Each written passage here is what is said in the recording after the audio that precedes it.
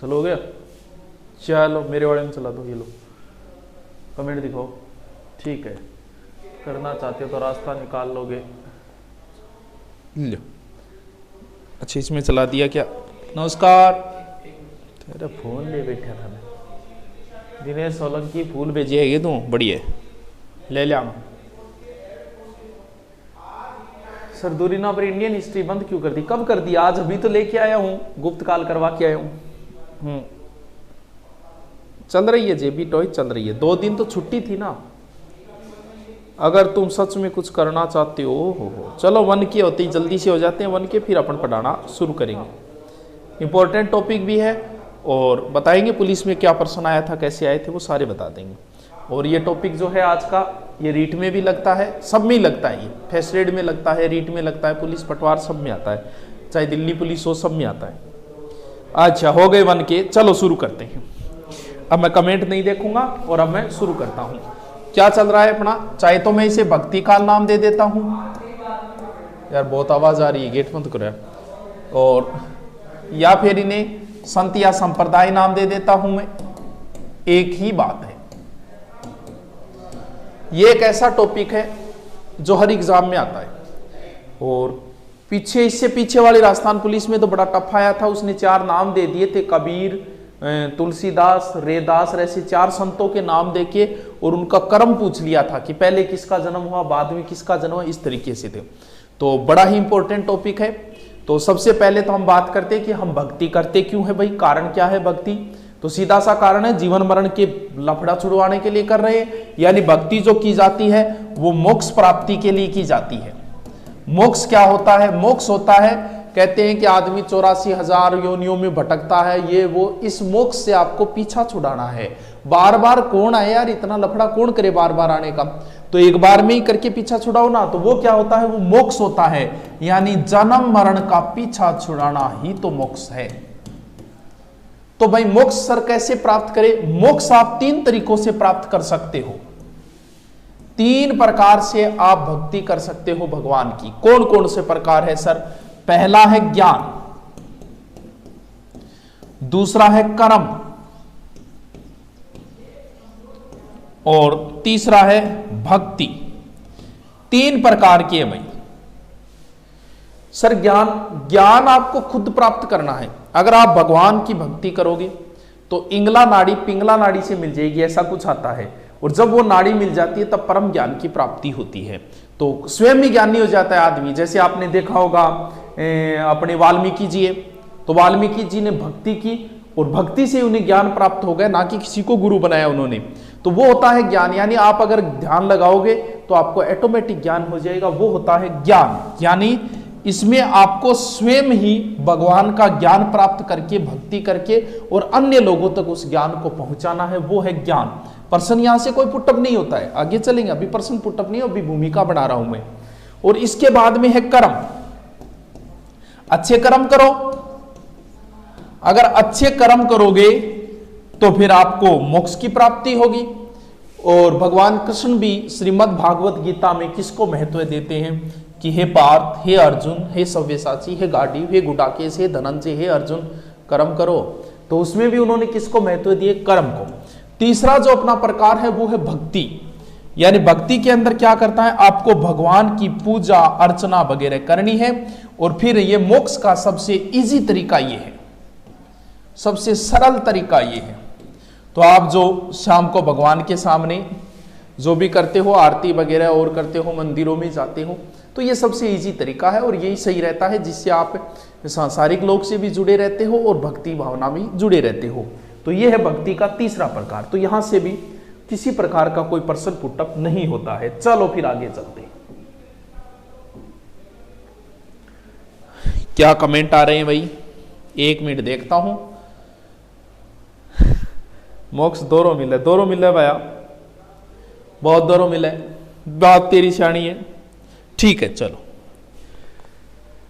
थोड़ी सी पर्सन जो बनता है वो भक्ति से बनेगा। यानी भक्ति शब्द का सर्वप्रथम उल्लेख कहां मिलता है? श्वेताश्वर उपनिषद में मिलता है। बहुत अच्छा क्वेश्चन है ये।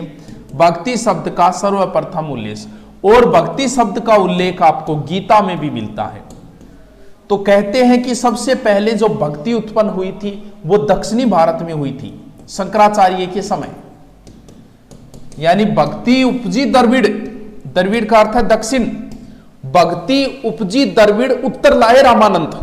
भक्ति दक्षिणी भारत में भक्ति का उदय हुआ और दक्षिणी भारत से उत्तर भारत की ओर जो भक्ति लेके आए वो थे रामानंद जी, जिनका हम आगे जिक्र करेंगे, रामानंद जी का। तो रामानंद जी प्रसिद्ध संत है, आगे जिक्र करेंगे, यहां नहीं करेंगे। बस यहां ये कह सकते हैं उत्तर भारत और दक्षिणी भारत के मध्य सेतु का कार्य किसने किया? रामानंद जी ने किया। तो भक्ति उपजी द्रविड़ उत्तर लाए रामानंद, यानी भक्ति दक्षिणी भारत में भक्ति का उदय हुआ था और दक्षिणी भारत से भक्ति को उत्तर। अब भी आप देखोगे ना, तो जितनी भक्ति भावना हमारे दक्षिणी भारत में उतनी उत्तर भारत में नहीं। आप कभी मराठी फिल्में देखना, उनमें सबसे ज्यादा भक्ति भावना दिखाई जाती है, देवियां देवता, वो जितने भी है कर्मकांड वगैरह सारी चीजें आपको दक्षिणी भारत की मराठी फिल्मों में मिलेगी। तो भक्ति जो है वो दक्षिणी भारत में ज्यादा है, उत्तर भारत में कम है दक्षिणी भारत की बजाय। तो भक्ति उपजी द्रविड़ उत्तर लाए रामानंद। ठीक है गुरु जी। अब भक्ति के सर प्रकार भी तो होते होंगे? हाँ बिल्कुल होते हैं। भक्ति के हम प्रकारों का भी जिक्र करेंगे। आराम से जुड़े रहे बढ़िया तरीके से। संत संप्रदाय में बेरोजगारों के कुल देवता, ठीक है ठीक है। राजस्थान का एकमात्र मंदिर, अब क्या प्रश्न पूछ ले, प्रश्न ही नहीं रुक रहे भाई।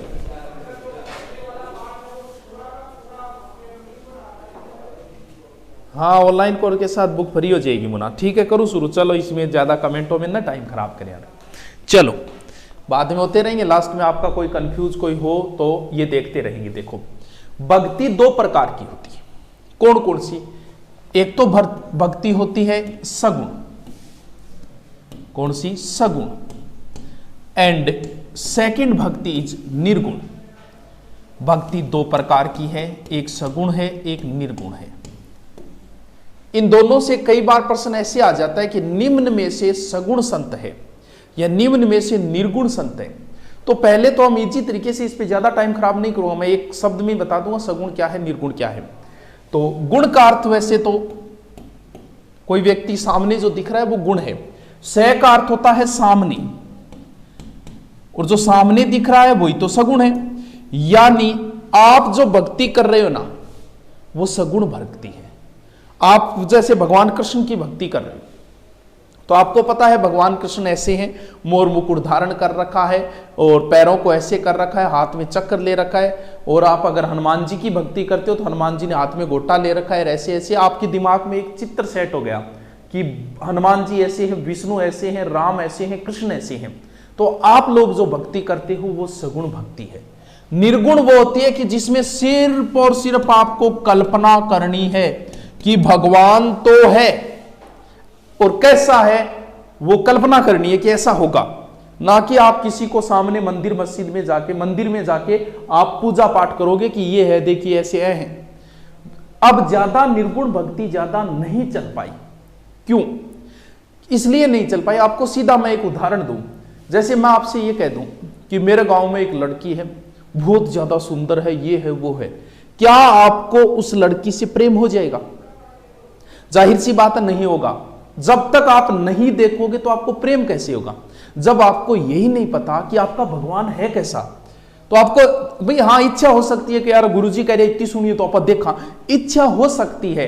1000 में से 2 व्यक्ति कर सकते हैं उसे बिना देखे प्रेम, लेकिन 998 लोग तो जब देखेंगे किसी को तो ही प्रेम कर पाएंगे।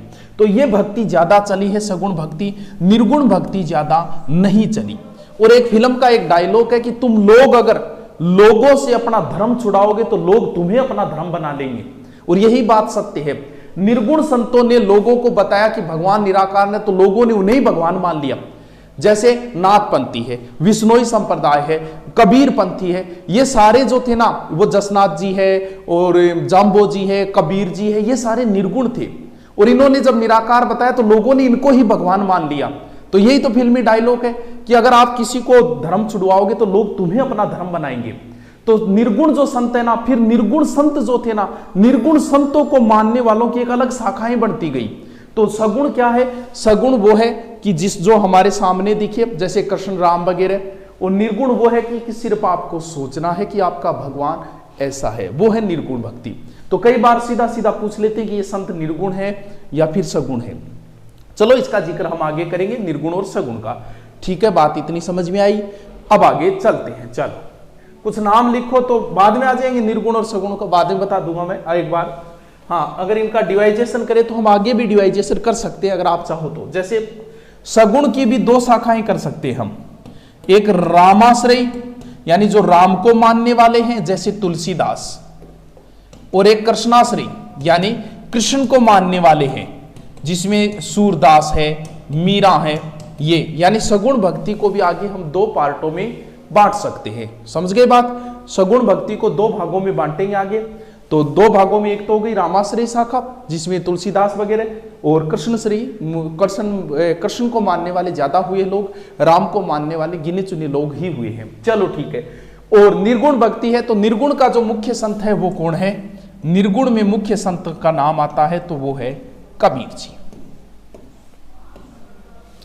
समझ गए बात? हाँ, कोई समस्या? चलो एक मिनट, कोई प्रश्न है क्या? चलो क्या आगे?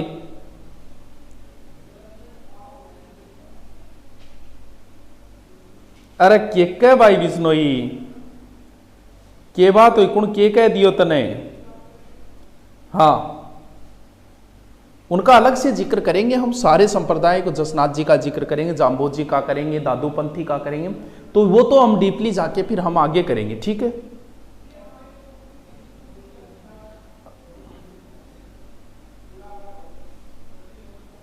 कोई समस्या है यहां तक? अरे तेरा नाम के लिया बेटा। चलो शुरू करें।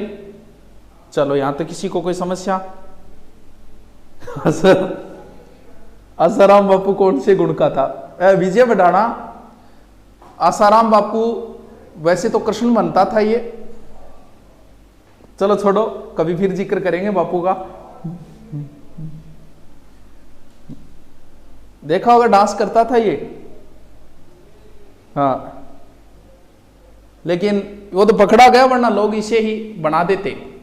चलो देखो, करें शुरू आगे। हाँ,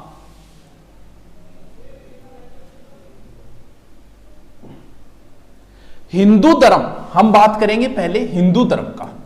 किस धर्म का? हिंदू धर्म का। तो हिंदू धर्म को जो है वो मुख्यतः तीन भागों में बांटा गया है। वैसे तो दुनिया का प्रत्येक धर्म ही कोई ना कोई भाग में बटा हुआ है, चाहे कोई धर्म हो, चाहे बौद्ध धर्म हो, चाहे जैन धर्म हो, चाहे इस्लाम धर्म हो, तो प्रत्येक धर्म बटा हुआ है। तो हिंदू धर्म जो है वो मुख्यतः तो दो है, लेकिन तीन भाग मान लेते हैं कि हिंदू धर्म के मुख्यतः तीन पार्ट है, यानी तीन भागों में हिंदू धर्म बटा हुआ है। ठीक है गुरुजी, कौन सा है तीन भाग? पहला तो है भागवत या फिर आलवार धर्म। ठीक है। दूसरा है नैनार, आडियार धर्म। तीसरा है शाक्त।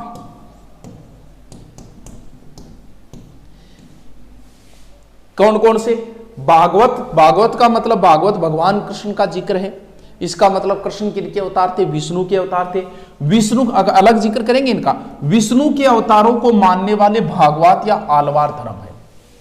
हमारे तीन मुख्य देवता है, कौन कौन से? ब्रह्मा, विष्णु और महेश।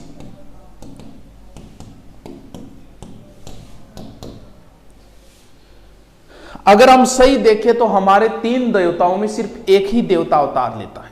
कौन सा? विष्णु। विष्णु के 10 अवतार माने गए। शिव वैसे तो नहीं है शिव की किसी के जन्म लेके अवतार ले, लेकिन उनके कुछ अवतार अलग टाइप से माने गए, जैसे हनुमान जी है और है, वो अलग टाइप से माने गए। तो वैसे देखे तो अवतार विष्णु ही लिया करता है पृथ्वी के ऊपर। जब भी पाप बढ़ता है तो भगवान विष्णु अवतार लेते हैं। तो ये जो तीन देवता है, और शिव को मानने वाले आडियार कहलाते हैं, जो शिव धर्म को मानने वाले। शाक्त का अर्थ क्या होता है? शक्ति होता है। शक्ति यानी देवी, यानी देवियों की पूजा को मानने वाले। जैसे हमारे राजस्थान में राजपूती कल्चर में देवियों का पूजन सबसे ज्यादा होता है। तो देवियों को मानने वाले जो होते हैं वो क्या होते हैं? शाक्त होते हैं। ठीक है। अब हम आगे प्रत्येक का एक एक का वर्णन करेंगे। सबसे पहले मैं वर्णन करता हूं किसका, भागवत का। दोनों साइड खोल, भागवत, दोनों साइड खोल, भागवत बराबर, हाँ ठीक है। केकोर है, शाक्त, शाक्त का मतलब शक्ति होती है, देवी होती है। प्रजामंडल कराओ, अरे तो पहले यो तो पढ़ ले बेटी का बाप। हाँ, अलवारों की संख्या 12, चलो इनका जिक्र करेंगे, अभी कर लेता हूं मैं, ठीक है। सारा डिटेल कर रहे हैं भक्ति का। भक्ति में सिर्फ मैं राजस्थान नहीं लूंगा, इंडिया लेवल भी साथ में लूंगा। इंडिया के जो भी है, कबीर वगैरह, तुलसीदास वगैरह जो जाने जाते हैं, उन सब का जिक्र करेंगे, ठीक है। हाँ देखो, भागवत कह दूं या फिर आलवार कह दूं, यानी ये कौन है, भागवत का मतलब भगवान विष्णु। ये विष्णु के अवतारों को मानने वाले हैं। और भगवान विष्णु ने अभी तक सृष्टि पर टोटल 10 अवतार लिए हैं। कितने अवतार लिए हैं, 10 अवतार। सर कौन कौन से हैं, थोड़ा सा बता दो। चलो मैं बता देता हूं। पहला अवतार है उनका मत्स्य अवतार, दूसरा है कुर्म अवतार, ठीक है गुरु जी, तीसरा है वराह अवतार, चौथा है नरसिंह अवतार, पांचवा है वामनावतार, ठीक है गुरु जी, और छठा है परशुराम अवतार, और सातवां है राम का अवतार, रामावतार, और आठवां राम के बाद हुए कृष्ण, कृष्णावतार, और भगवान कृष्ण के बाद हुए बुद्ध, बुद्धावतार, और अभी तक 10वां हुआ नहीं है जिसका नाम है कल्कि अवतार। सर इनका थोड़ा थोड़ा एक एक दो दो बातें, जहां से प्रश्न पुटअप नहीं होंगे, दिमाग में सेट करने के लिए बता रहा हूं। एक एक दो दो बातें मैं इनकी आपको बता रहा हूं। 10 अवतार लिए भगवान विष्णु ने। सबसे पहले जो अवतार लिया उन्होंने, कहते हैं कि एक राजा था सत्यव्रत। सत्यव्रत नदी में स्नान कर रहा था, उनके हाथ में एक मछली आई। तो मछली ने रिक्वेस्ट की कि मुझे दोबारा पानी में मत डालो वरना लोग मुझे खा जाएंगे, बड़ी मछलियां। तब वो मछली को घर लाके एक बर्तन में रखा, बर्तन में वो आई नहीं, बड़ी हो गई। तब उसे तालाब में रखा, तालाब में बड़ी हो गई। तब उसके समझ में आया कि लोचा कुछ हो रहा है। उसने कहा कि बात क्या है, ऐसे कैसे बढ़ रही है। तब भगवान विष्णु ने कहा कि एक सत्यव्रत सप्त ऋषियों को ले लेना, अब धरती पे पाप बढ़ गए, अब पूरी सृष्टि को मैं समाप्त करूंगा, तो तुम नदी के वहां आ जाना और मैं तेरे को बचा लूंगा। तुम शेषनाग से बांध देना, मेरे सींग पे बांध देना मछली के, और ऐसे करके बचा लूंगा तेरे को। वो है भगवान विष्णु का कौन सा अवतार, मत्स्य अवतार, ठीक है गुरु जी। दूसरा अवतार कौन सा है, कुर्म अवतार। अगर आपको पता हो तो सूर्यमल मिशन ने कछुआओं को कुर्मवशीय भी कहा है। वैसे कछुआ जो है वो भगवान राम के पुत्र कुश के वंशज माने जाते हैं, लेकिन उन्हें सूर्यमल मिशन में कुर्मवशीय कहा है।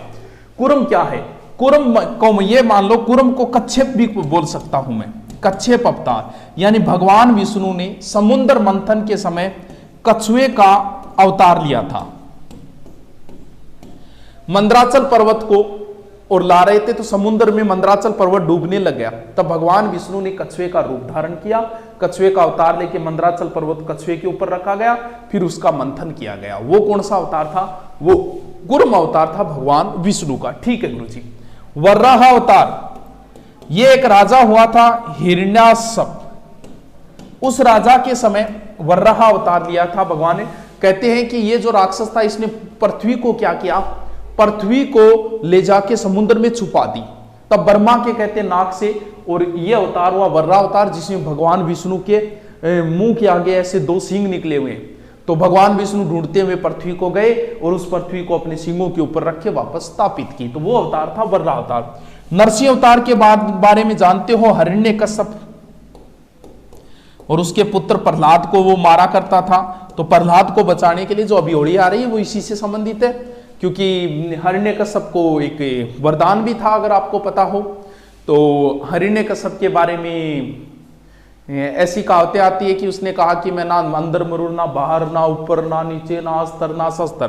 और अपने भी एक वंश है राजस्थान का जिसे हिरण्यकश्यप की संतान भी माना जाता है। चलो अब हम जिक्र करते हैं आगे का, वामना अवतार। तो वामना अवतार आप समझ गए कि वामन भगवान विष्णु ने, वामन का अवतार कितने नंबर है, 5 नंबर। भगवान विष्णु ने ये प्रहलाद का जो पोता था ना, वामन अवतार, प्रहलाद का पोता था बाली। बाली ने अपने गुरु शुक्राचार्य की मध्यस्थता से, कहते हैं, कोई सौरव को जीतने की चेष्टा की।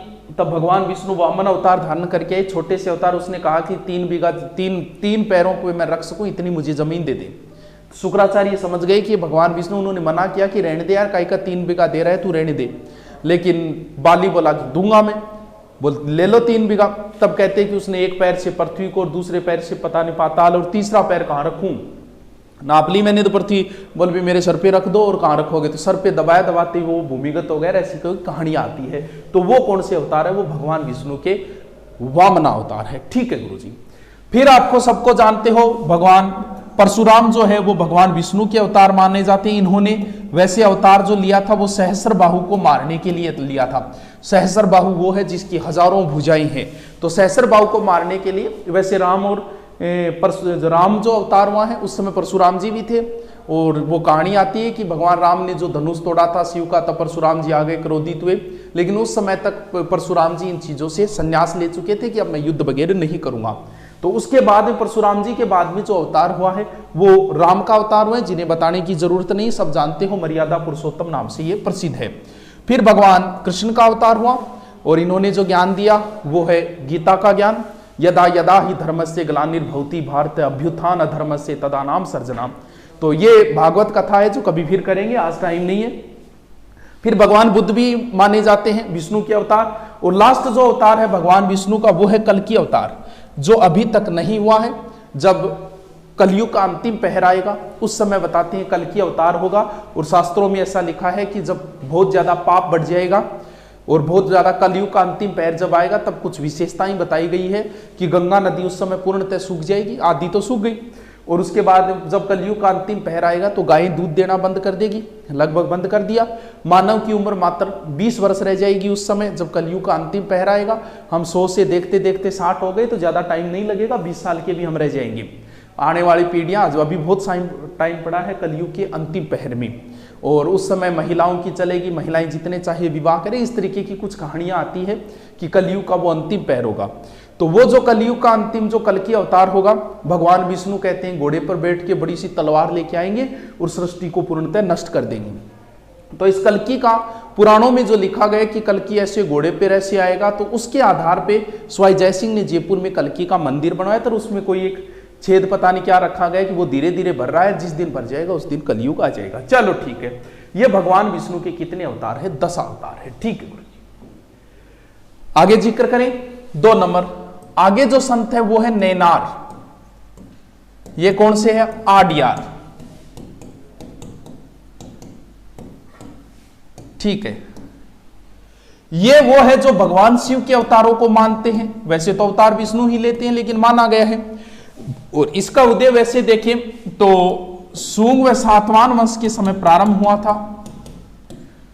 और जो लिंग पूजा है, शिवलिंग की हम पूजा करते हैं, लिंग पूजा का प्रथम वर्णन जो मिलता है वो मत्स्य पुराण में मिलता है। वो मत्स्य पुराण वही है जब भगवान विष्णु ने मत्स्य अवतार धारण करके और कहा था सभी ऋषियों को कि मैं उस समय तुम्हें ज्ञान भी दूंगा जो आगे जाके प्रसिद्ध होगा, वो मत्स्य पुराण का ज्ञान है। तो मत्स्य पुराण में है लिंग पूजा। और ऋग्वेद में सबसे पुराना वेद है, उसमें जो शिव का उल्लेख हुआ है वो रुद्र नाम से हुआ है। ठीक है, वैसे बताएं कि भारत में शिव के 18 अवतार माने गए हैं। और भारत में शैव धर्म की 12 शाखाएं हैं, जिनमें 3 राजस्थान में है। भारत में शैव धर्म की 12 शाखाएं हैं और जिनमें से 3 कितनी कहां है? राजस्थान में। सर राजस्थान में कौन कौन सी है बताओ? पहली है माननाथी।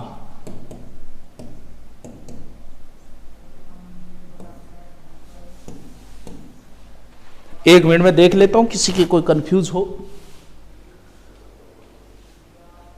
सर ये चैप्टर आपकी किताब में ना है। अरे हर चीज किताब में थोड़ी होगी है? बाप रे, कल की अवतार तो, अरे अभी कलयुग में 5000 साल बाकी पड़े, टेंशन मत ले।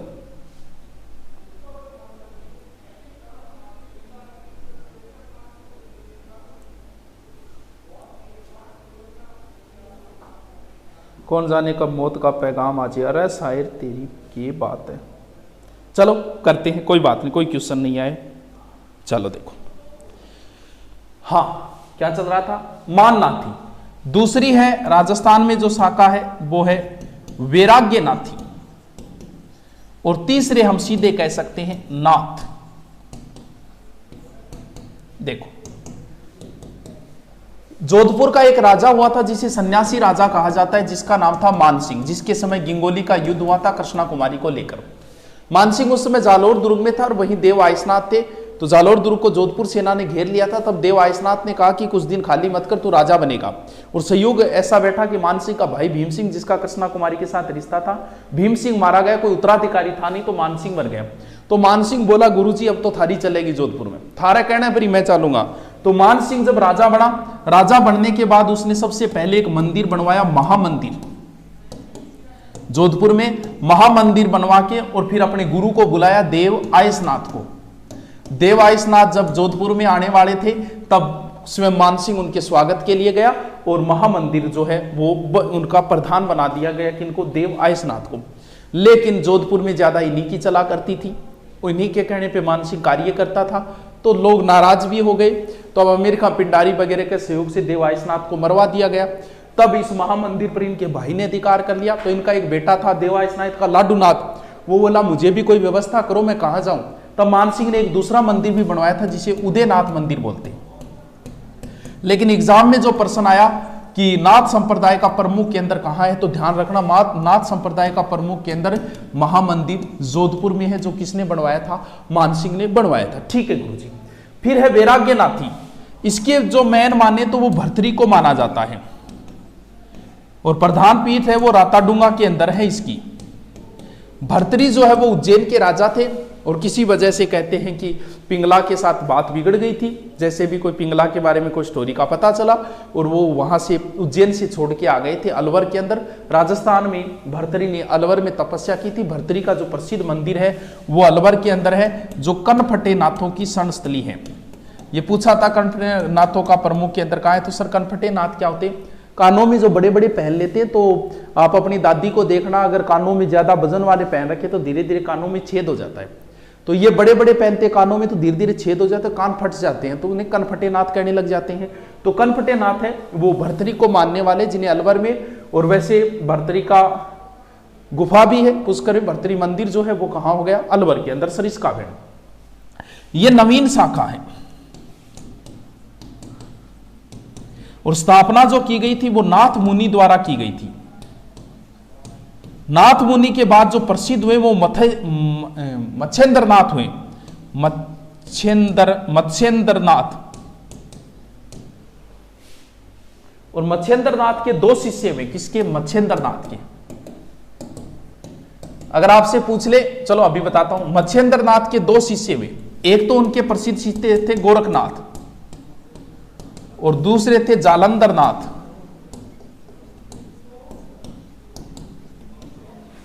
अगर आपसे पूछ ले कि किस संप्रदाय ने सबसे ज्यादा नारी की निंदा की है, नारी जो है वो भक्ति मार्ग में बाधा है, ये किसने कहा कि सबसे ज्यादा इस नारी का विरोध कौन सा करता है? तो बताइए कमेंट में। बहुत देर हो गई मुझे भी बोलते हुए, आप ही बताइए, बताइए नारी की सबसे ज्यादा निंदा किसने की है? हाँ, तो एडिटिंग का मतलब यही होता है, आपकी किसी के फोटो वगैरह की कंफ्यूज हो तो वो फोटो वगैरह लगा दो, क्योंकि अब एडिटिंग चल रही है तो आप एडिटिंग कर दो, कोई समस्या ही नहीं है। सर मुझे एक परी से प्यार हो गया, उसे प्रपोज कैसे करूं? ए भगवान, चरण की नहर है तेरा, बताइए। कोई नहीं बोल रहा है।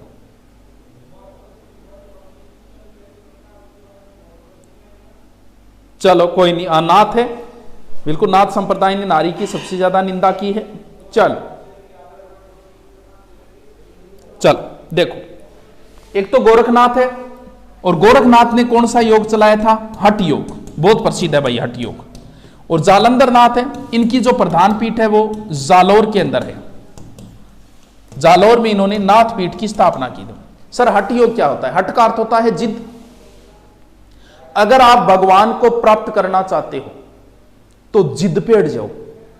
आप देखोगे नाथ संप्रदाय को मानने वाले चारों ओर धूनी जगा लेते हैं, बीच में बैठ जाते हैं, कोई एक पैर पे खड़ा होकर भक्ति करनी शुरू कर देता है। तो इस तरीके से वो करते हैं कि इतना जिद करो कि भगवान को तुम्हारे सामने प्रकट ही होना पड़े। वो होता है हठ योग, यानी आपको भगवान को हठ से प्राप्त करना है, जिद से प्राप्त करना है कि हाँ मैं भगवान को प्राप्त करके रहूंगा, भले इसके लिए मुझे कितनी कठोर तपस्या करनी पड़े। वो होता है हठ योग जो गोरखनाथ जी ने चलाया। और जालंधरनाथ ठीक है, नाथ संप्रदाय के मंदिर को आसन ठीक है। हाँ गोरखनाथ के, हाँ क्या हुआ, टाइम हो गया? हाँ टाइम हो गया। चलो तो फिर हम शेष टॉपिक कल पढ़ेंगे। कल हम इससे आगे का चैप्टर लेंगे और यहां तक आप दोबारा देख लेना। वैसे ये भक्ति काल चल रहा है, इसमें थोड़ा बहुत कुछ अलग तरीके का कोई बात बता दी जाए तो उसको सीरियसली मत लेना, क्योंकि पहली बात तो ये कि कुछ बातें हमें नहीं पता होती, हम तो पढ़ने के आधार पे करते हैं, तो उससे कोई एक्स्ट्रा न ले में, क्योंकि ये भक्ति आंदोलन है, धर्म से जुड़ी हुई बातें, तो पहले ही मैं माफी मांग लेता हूं इसके लिए। ओके, कल मिलते हैं फिर भक्ति काल के आगे के पार्ट से, ठीक है।